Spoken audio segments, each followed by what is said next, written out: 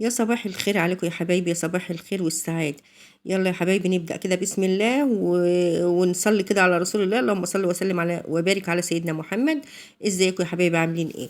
بصوا بقى، انا النهارده حصل لي موقف الشهر ده في التموين، يعني الحمد لله بس لحقته على اخر لحظة.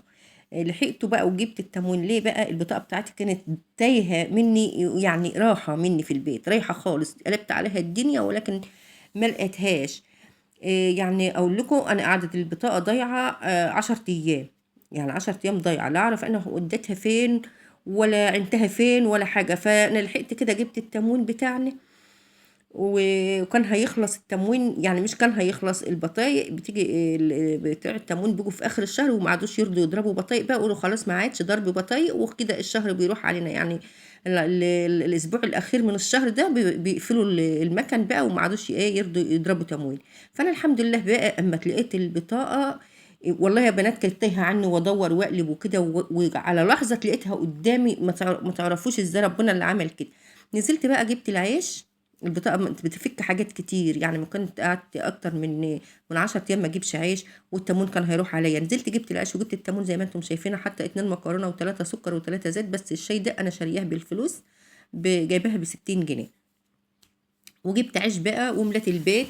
والحمد لله حبايبي، كنت بقى سبت الغسالة شغالة، ونزلت قلت اما اجيب التموين الاول، علشان ايه بيجوا في الاخر كده يقطعوا المكن بيقفل ومرضوش يصرفوا تموين. الحمد لله نهضت جبت التموين، والبطاقه كانت زي ما بقول لكم كانت رايحه مني.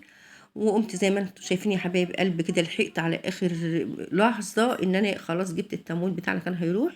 وقمنا بقى غسلنا وروقنا بقى، غسلت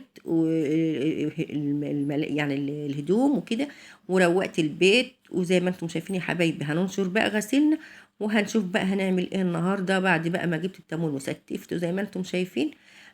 هنشوف بقى هنتغدى ايه. يعني هنفطر الاول طبعا كوبايه شاي حته جبنه من الفطار اللي بيبقى خفيف يعني. وهنشوف بقى هنعمل غدا ايه. انا عندي باميه متفرزه، ان شاء الله هطلع كيس باميه اعمل معاكم باميه كده. الباميه دي متفرزه من السنه اللي فاتت، لسه ما جبتش يعني الباميه لسه. يعني بصراحه انا ما عملتش لسه السنه دي. وما تنسوناش يا حبايب قلبي بقى، لو وصلتوا لعند كده ما تنسوناش في اللايك والاشتراك في القناه.